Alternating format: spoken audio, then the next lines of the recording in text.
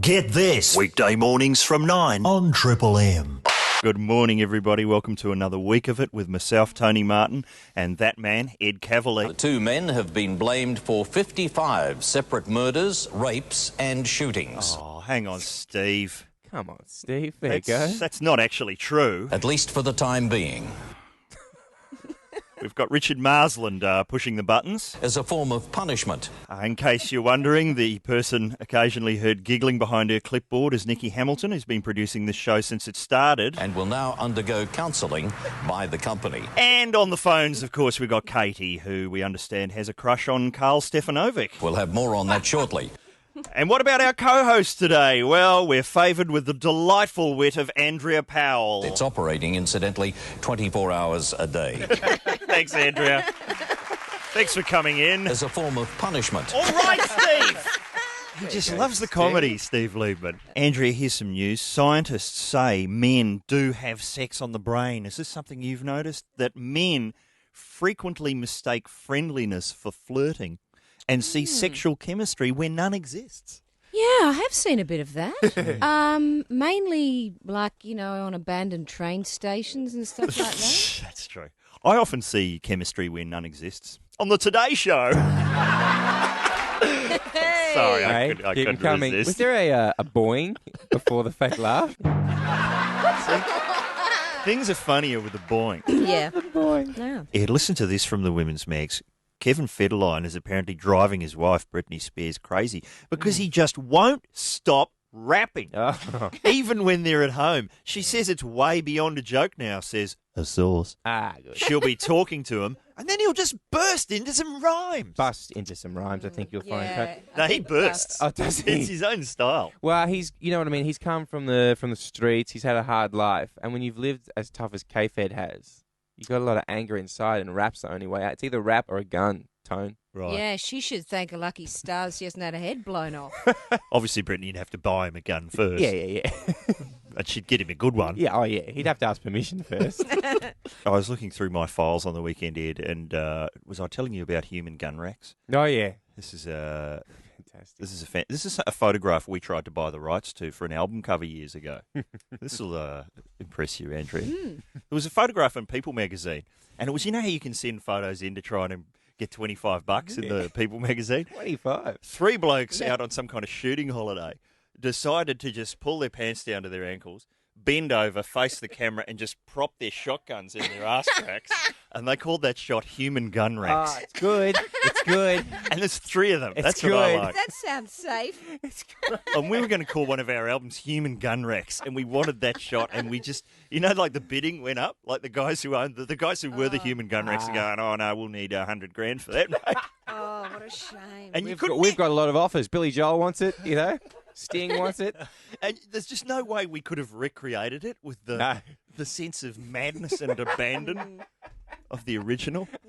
But hey, the show is underway. Too much. Or are the wheels falling off the show already, do you think? Mm-mm. Because last week's program, on Friday's show, young Ed here and his friend Josh did a kickboxing sketch, and I think that proved one thing. And that is drug usage in schools is on the rise. No, that was excellent. But last week on the show, Ed, largely because, I'm not allowed to have coffee anymore. My doctor said I can't. They stuck a camera into my stomach and discovered coffee damage. Oh, Tony. So I'm not allowed to have coffee. So the show, if you've noticed, has slightly slowed down in the last week or so. What do you mean? It's gone all Stefanovic. And last week on the show, several jokes were completely mistimed and ruined. And more than 1,000 others left badly damaged. And I was honestly expecting the station to say, Pack your bags. but no, I was simply given a copy of the new Nickelback album. As a form of punishment. But enough about that. Something a little lighter now. Okay, Steve, all right, if you want to get on board, you can help me out with this joke. Hey, Ed, Philip Ruddock is so cold, he's storing ice cream in his underpants. And I guess that means the ice cream won't melt. Yeah, I think you've just underlined it a bit too much there, Steve. Well, obviously there's the women's mags. Then you've got the more serious end of the news, war in the Middle East. Oh, yeah. Not a fit subject for comedy. Nope. No. But I just, obviously when you're firing missiles at someone, to me if you view it objectively, that's evidence of madness, really, isn't it? Yeah. If you think about it. Yeah. But then imagine writing something on the I missile. know. Have you noticed that? The kids. Isn't it kids? writing messages on the missiles. Such as? Oh, well, it's all sort of ironic. It's all with love. Whoa. That's adding insult to injury, isn't it? So the idea is a missile's heading towards you, and you've got time to read something, have you? Let's And get out then- of here. No, I want to see what this Hang on, says what is first. that? And then, oh, that's sarcastic. Imagine that's adding insult. But are there some spelling mistakes on the missiles as well? That's right. If you look closely, there's spelling. That'd hurt That's even really more. unforgivable. So the last thing you see is a split infinitive. Oh, that's wrong. That'd I really hurt find that you. a very odd practice, writing things on Yeah, missiles. Not cool. I mean, the missile's going to blow up. Isn't that enough? No, clearly not. Why add a hurtful comment? That's just Get your wrong. Message across. Oh, look, speaking of hurtful, the station here is in a terrible spot for parking, Inspectors Andrew. I think you might have to pop down. I'm going to have to go and put some money in my Every time you meter. come in, Andrea, no, they sorry come to about bust that, you. everybody. It's the weirdest thing. Every time Andrea comes in, And it's only when Andrea so weird. she draws them like flies. Uh, When it comes to relationships, there's one person I like to get on the phone, and that's Ethel Choppy. Are you there, Ethel? Yes, hello. How are you? If you good, if you got some tips for the ladies? Oh, yeah, because I heard there's some girl in your office that's got the hots for Galen, and clearly she needs help. She's sick on the head. Look, What kind of help can you offer, though? Oh, look, I've got a great idea. Look, the way to hitch a man, it's simple. Forget your pie-in-the-sky daydreams and running after celebrities on television. And just, if you want a man, you set a firm date for your nuptials. It's quite easy. You simply don't put out. It's an age-old tried-and-true technique. You take a cold spoon with your man wherever you go, and the moment fiancé starts feeling a little frisky, you administer a couple of thwacks to his man gland, and next thing you'll hear him saying, "My, honey, that's smart. What's the number of that registry office? I guarantee it." My Auntie Vatney kept a meat cleaver in her purse, and her reluctant little betrothed was skipping down the aisle faster than he could sing Mac the Knife, but then she was in a real hurry, if you know what I mean. But look, if you don't have a man in your life at all, I've got really good news, Mr. Martin. Yes, Perhaps what's that?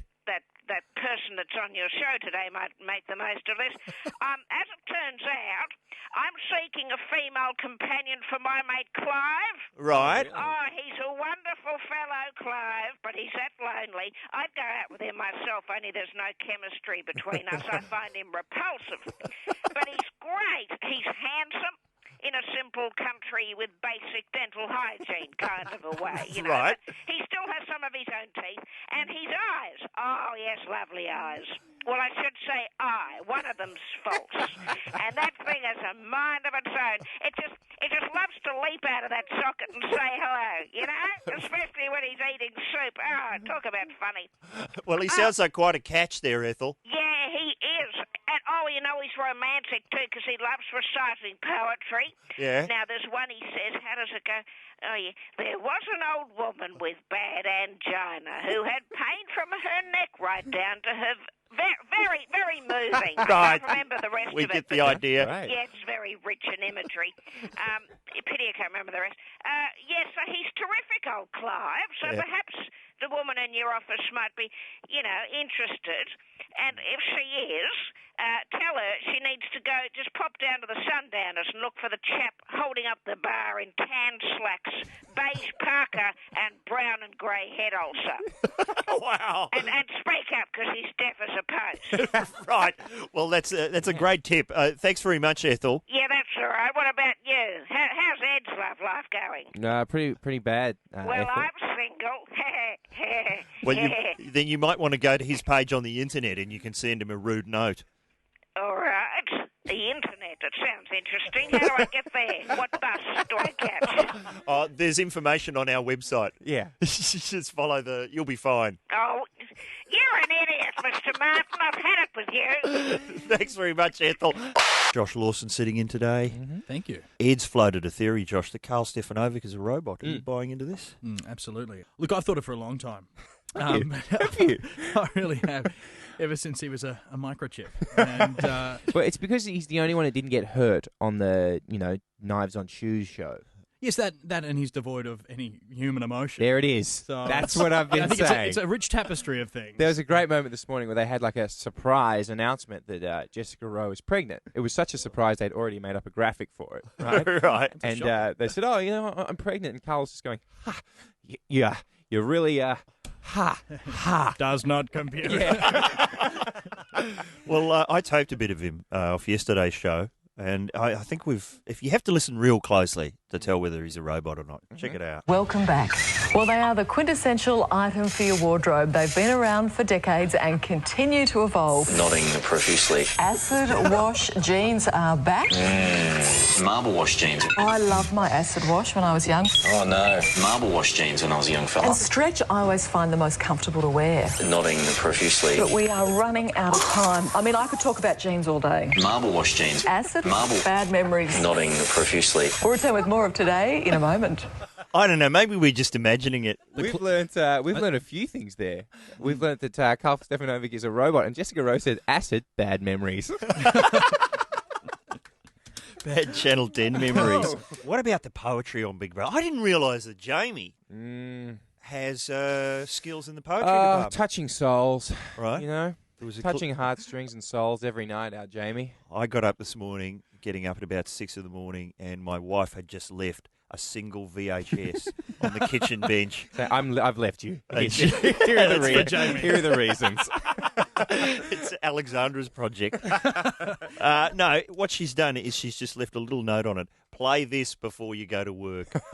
And it was Jamie on the up late doing some poetry. Do we want to hear it? Yes. Let's hear the poetry. What's your poem? Make a song out of that poem. I've been reciting it in my head and wondering if it was too dark. It's not, Jamie. The windows, not portals outward upon freedom of thought, but reflections inward into awkward introversion. These walls have seen strangers, faces so eerily blank and foreign. These faces have seen people, and tears will see them leave. Where do you come up with this? Look, I don't know if you know this, but this is true. Today is the death day of Ernest Hemingway. And I think on this day He's that back. commemorates his death, he's been born again in the form of Jamie. If he came back, and he heard that, he'd be going, "Where's that shotgun?" I think he would. I don't know. I mean, is that good? That could be good poetry. Are we being too cynical? Maybe. I understand the name of the poem is "Do You Reckon I'm Hot?" I don't know. What do you think, Mr. Downer? It's obviously completely absurd. It's puerile. Fair enough. Wow. Are we, being too quick to judge? Maybe. Yeah. Often, yes. Maybe he just needs the right music under it. The windows, not portals outward upon freedom of thought, but reflections inward into awkward introversion. These walls have seen strangers, faces so eerily blank and foreign. These faces have seen people, and tears will see them leave. SMS your vote for the hottest poem. Glenn Robbins is sitting in. Yeah. I know something awesome that Glenn's done. Oh, what's that? It came to me first. I heard a joke. Someone said, "Hey, there's this blah, blah, blah," and told me this joke, and I said, "That's hilarious. Who told you that?" And they said, "Oh, well, it's actually someone. It actually happened to someone that you know." I said, "Oh, yeah, Glenn." I said, "Oh, really?" And so I remember this, Glenn. But you were on a golf day. Oh, here we go. And you pulled a wonderful. What did they say to you? They said to me, "I'll get you started." There was a golf day, and this is the good thing about the awesome thing is, Tone, the completely independent of Glenn. Someone else had told it to me a year later, word for word, the way Glenn had told it. I think we need to hear it. Come on, Giving it a lot of sizzle. I'm doing this under sufferance. Yes. And please don't judge me for this. I was playing a game of golf. Okay, I am juvenile. I was playing a game of golf. I was out of the hole. So when you're out of the hole, you're actually standing on the side. They were all putting out. While they were putting out, I went over to the bushes. I dropped my pants and I got a golf ball and I stuck it in the cheeks of my ass. I leant over. As they were walking off the green, I turned to them and said, "Has anyone seen an Optima 6? Hang on a sec. And they fell over with laughter. Okay, job done. Okay, move on. What Ed is talking about is it was like wildfire through the people that I'm going to get thrown in my golf club. And I went, and the professional said to me, "Did you find your Optimus 6?" And I can't believe that. Hey, what happens on the golf course stays on the golf course. Now I'm doing it on national radio. Did someone come over and try and play through? Hello, Matthew. Hi, how you going? Good. What's something awesome you did? Oh, yeah, body slam Rob Mills. Oh! Millsy from Australian Idol that people tell me I look like a lot. What when and why? I was at a friend's house. It was in the wee hours of the morning. Yep. And we went outside and got my friend's extension ladder. He's a plumber. Yep. Took it into the room where he was sleeping with a female friend of mine, and I climbed up the ladder and jumped on him. I love that you went and got a ladder. As you do. If we're going to do this, let's do it properly. I know where there's a ladder. It's Millsy. Let's put a special effort in for Millsy. Speaking of great poets, do you get into Jamie's poetry on the Big Brother? I have heard a little bit of it. I heard you playing some of it sometime this week. As we say, Glenn, anything that Jamie says can be a poem. Anything at all. Oh, okay. So I got one of his poems last night. I had a lot of options, perceived talents, friends going off doing accounting jobs, boring, not having fun, deserved to be somewhere fun, menial jobs, variety of things, a little bit of fun here and there. Being here, so lucky. All right, yeah. Clicking. Everything he says is a poem. He's amazing. This story here, a man in London whose impotence drove him to have a penile implant has discovered that his neighbour's automatic garage door gives him an erection every time it's activated. That's what it says. It's in the Sun newspaper. The garage device operated on the same frequency as the hardware in his penis. It's embarrassing. Every time the car pulls in, I can't leave the house. It's not funny, the Sun quoted him as saying.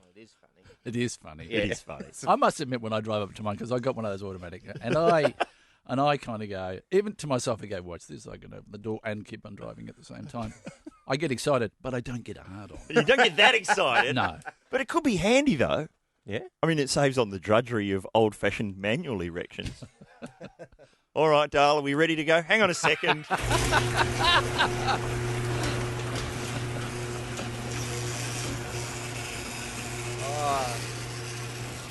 All right, let's get started. Is the oiling the old penis? When you hear that sound today on the show, you know we're excited by our own program. Big Brother, Jamie, because we're getting so many people wanting the Jamie poems to be ringtones. Let's hear another one now.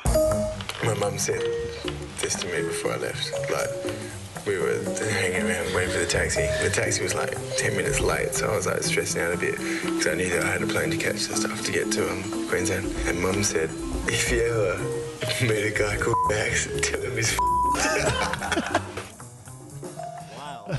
What I love is they've tried to beep the guy's name. Yeah. Why? I don't know. What is it with the beeps and that? Are they... Because it's live, isn't it? Yeah, there's a beeper. So they've got to anticipate when someone's going to swear. Yeah. That's the trick. That's not a...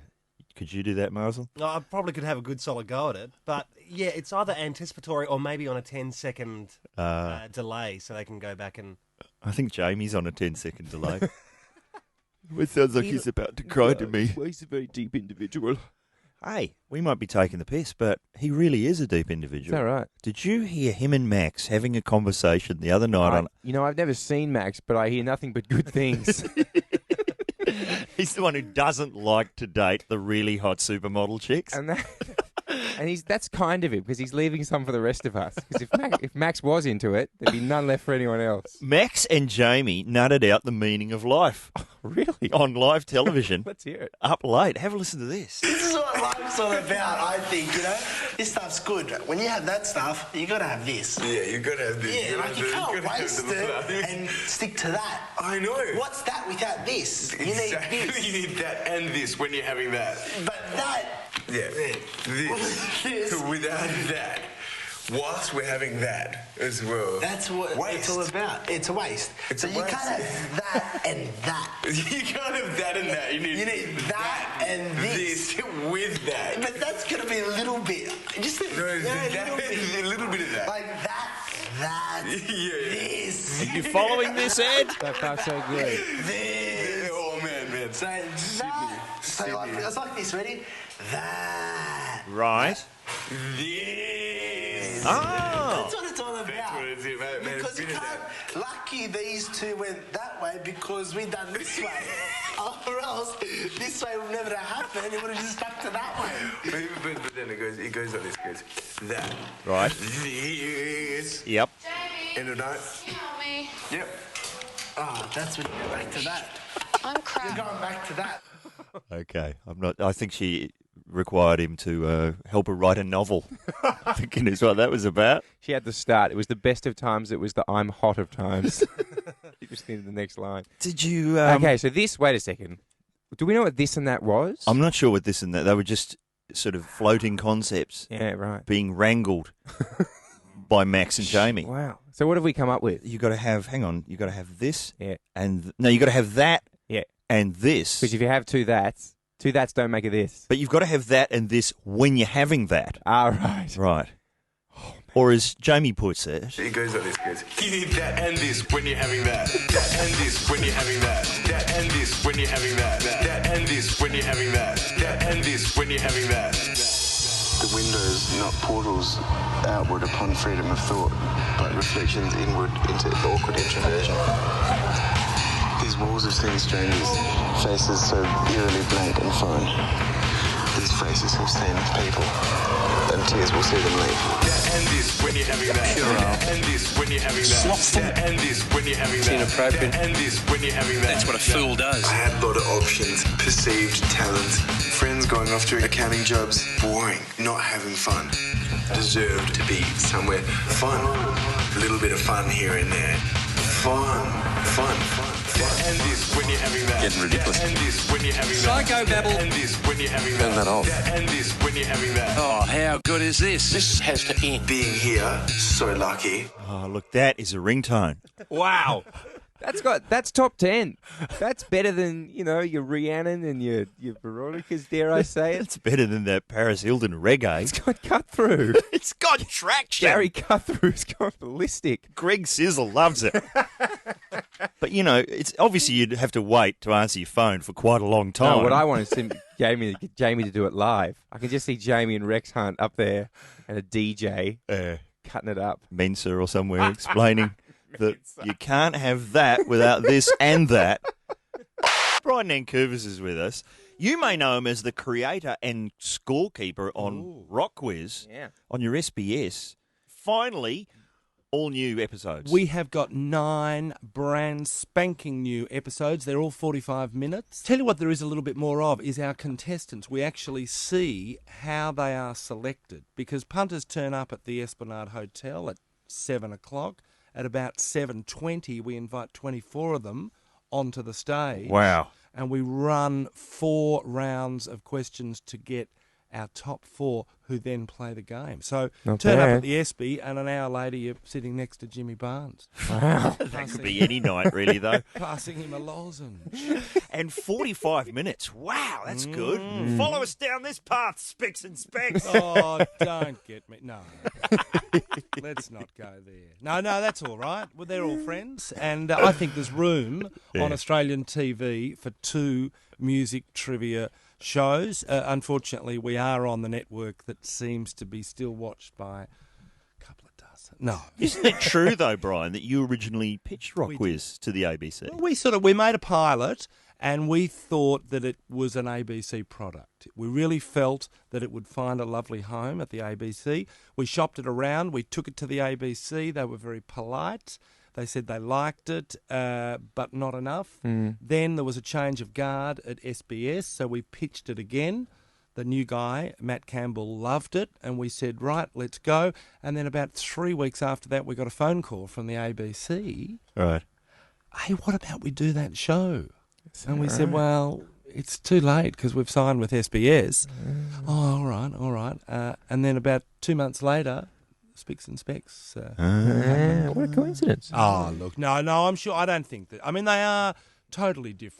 They are. We just like to ham up the rivalry on this program. Of course. We get Julia Zamiro in here. Michael Gudinski did that. We had our launch. We've got a CD of all the duets and a DVD of all the duets coming out soon. And Michael Gudinski, we invited him to the launch. He hopped up. And, man, I'm not sure what he was talking about. But covered a whole lot of area.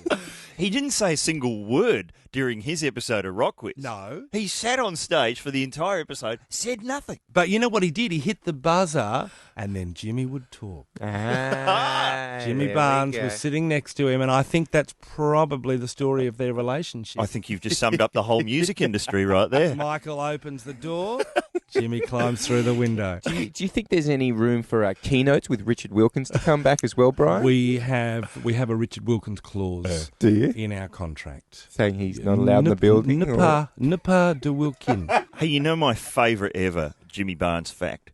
Jimmy Barnes, if you remember, possibly for tax reasons, had to go and live in France for a few years. Yes. And apparently while he was living there, he met that woman whose name was, I think, Jean Calment. Do you remember who she was?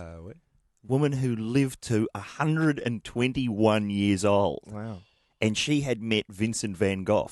Really? Whoa. So that makes her the only person to have met Vincent van Gogh and Barnesy. And Barnesy. Imagine that.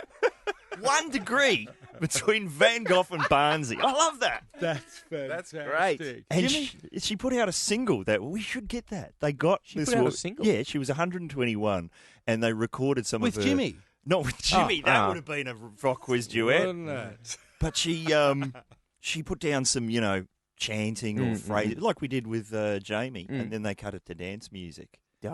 Apparently, they to get her used to the idea, they got her to listen to George Burns's rap single. But Jean Calment didn't like the young people's music. Sorry, there should have been a boing there. Jimmy Barnes, I have to say, was really fantastic. He's been totally sober, I think, for about 4 years. And I think it's working in his favour. What about George Michael? I remember, you don't do radio for 7 years. You come back and the same stuff's going on. What's he done? George Michael and What's a bit our of friend toilet George? block Oh, work. yes! Well, not quite. Listen Oh. to this. George Michael's wedding to longtime lover Kenny Goss is off after the singer was seen emerging from bushes after a sexual encounter with a pot-bellied 57-year-old jobless van driver. A source close to the 43-year-old Michael says, things are very much up in the air. Who was with the chap?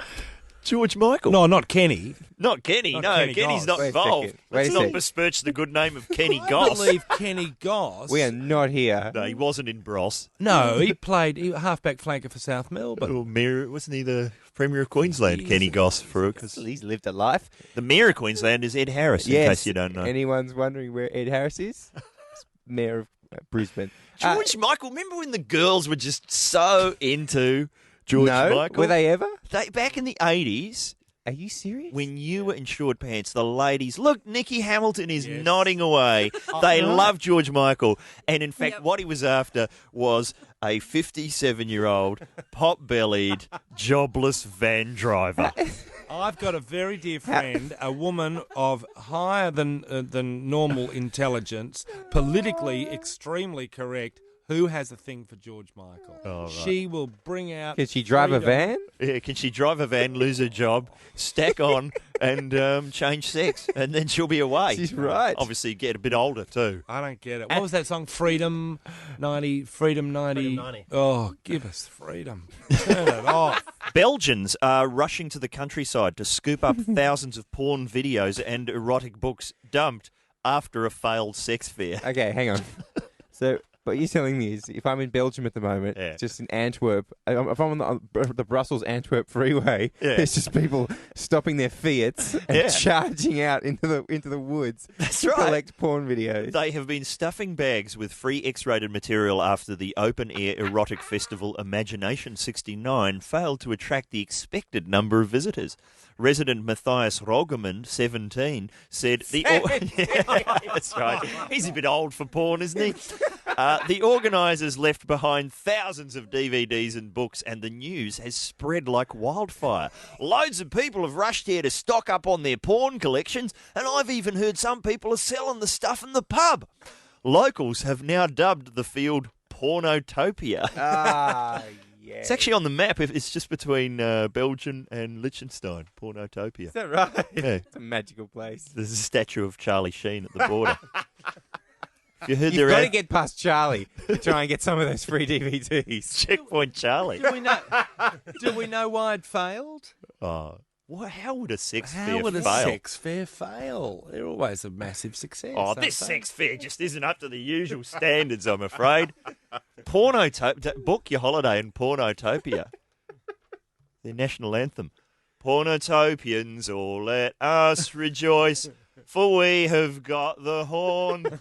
Our golden soil contains no oil, but our land is girt by porn. Sorry. The nation's annual budget appears on its statement as dry cleaning. I'm out of material on Pornotopia. What about... So you should be. Brian, we're talking about forcible ejections. Why, Ed? Why are we doing that? Somebody been chucked out of something? Oh, yes. My old boss in Sydney, he got kicked out of an AC/DC gig. Angus Young was naked, dancing across the bar, kicking beer bottles at the crowd, and he copped one in the side of the head, and he got kicked out for complaining about it. He said, Angus Young kicked a bottle at me. They went, right, out you go. Yeah, that's part of the ticket price. What are you complaining for? Brian, have you ever been kicked out of something? Look, I got forcibly ejected from the front row of a Bob Dylan concert. Really? Because? At Flinders Park. Well, because I was dancing and I was there. I was late. I was doing a play in the city, and I knew Bob started at 8. I didn't get there till about 9:15. Got in, I could see some people right down the front. I raced to get down there. Security guy grabbed me. He said, "You can't come here." I said, "Mate, look who's on stage. Listen to what he's singing, like a Rolling Stone, and you're telling me I can't be down here?" Sticking it to the man. He hit me. I fell over. And he took... No, my wife rushed up and said, "He's with me," and she's so beautiful. She can land a punch too, your The wife. guy just melted. Oh, that's nice. Yeah. What about you, Tone? Ever booted out? Oh, well, me and Mick Malloy, we've told the story a few times. We were chased out of a Star Trek convention for taking the piss.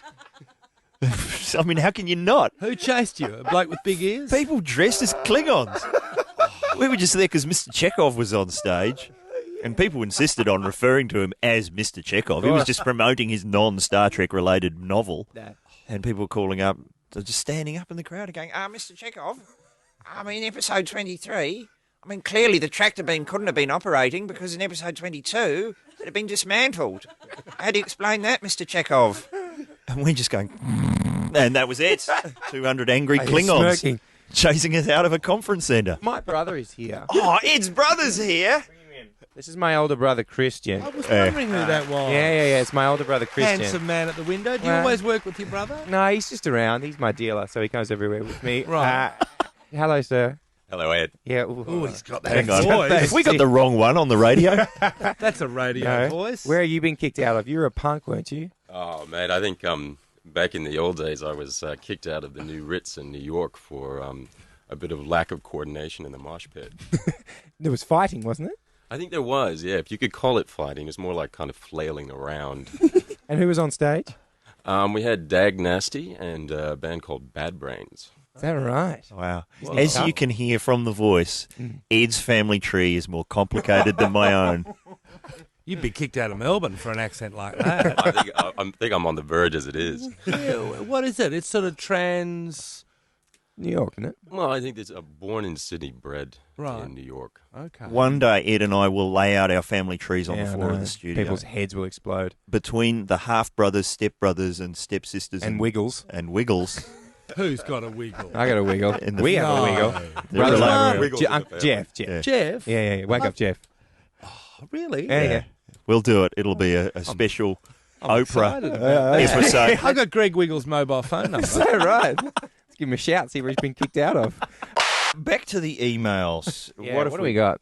People always, I've had a lot of people, Brian and Nev, both want to hear more from the Prime Minister. They can't get Is enough that right? of John Howard. Yeah. And we've actually contacted the Prime Minister's office to see if John Howard will accept Ed's challenge to eat 20 hot dogs in under a minute. We will consider it. I want to know what the conditions are. I want to know what the objective is. Well, Right. John, the objective is to see whether you can do it. You know.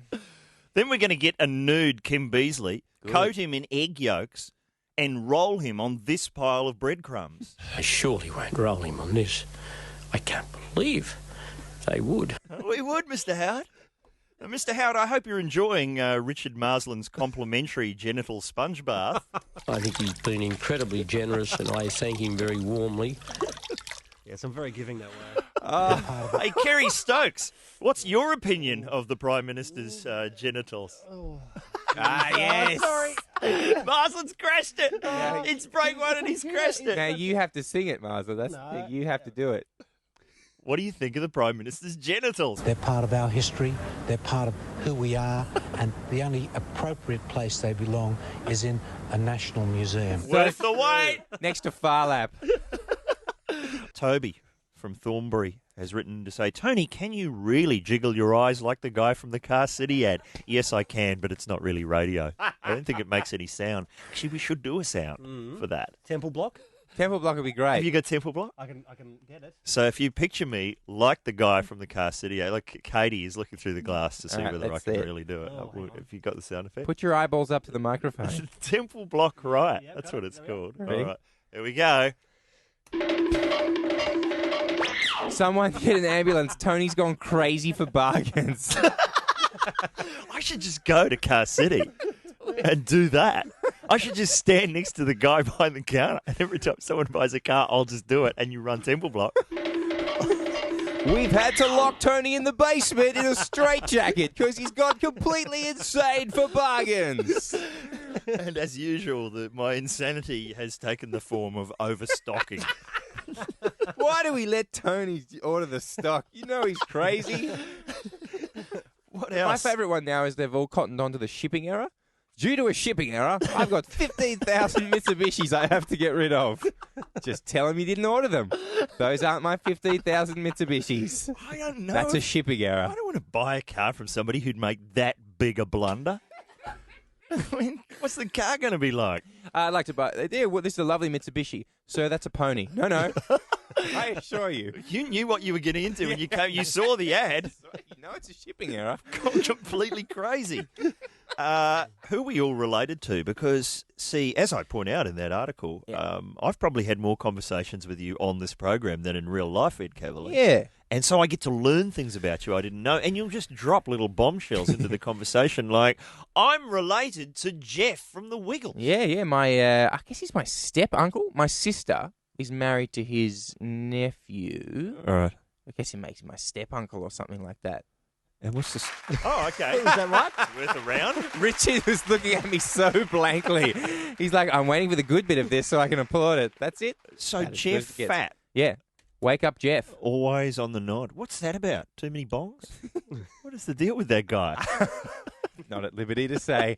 I know that kids, the look on their face when they see him is like nothing I've ever seen before. Because he'll sort of show up and they'll just stop and they'll be staring at him and their little minds are going, no, I want to hug him. But he's a complete stranger. And he's asleep. So yeah, what about you? But you, Tone? You've got millions of relatives. Are you related to anyone interesting? I'm related by marriage to Brian Harradine. He's not a big fan of yours either, is he? He managed to, well, not him, but various of his Opus Dei or whatever they are type monks. Big call. Had Martin Malloy ripped off the airwaves in Tasmania. And then to get back at him, I married into his family. Hello, Jason. G'day, how are we? Good. Now, are you related to anyone? Well, actually, my brother and I, we used to live around the corner from Channel 9 Richmond in Bendigo Street. Oh, yes. And back in the late 60s, there was a famous Saturday morning show called The Bozo the Clown Show. Oh, yes. And we appeared on that, and his famous trick was dropping a $1 note through your fingers, and if you managed to grab it with your two fingers, you got to keep it. Yeah, that's how Pete Smith gets paid. And how did you go? I think my recollection is that I got it and my brother missed it. Oh, right. So you're not related to anyone No, I'm so just much saying. as you got $1 from a clown. And it was live TV back then. Sorry. That's great. That pretty much sums up this show. Thank you, Jason. That is great. Well, as usual, the program has ended with somebody receiving favours from a clown. Get this. Weekday mornings from 9 on Triple M.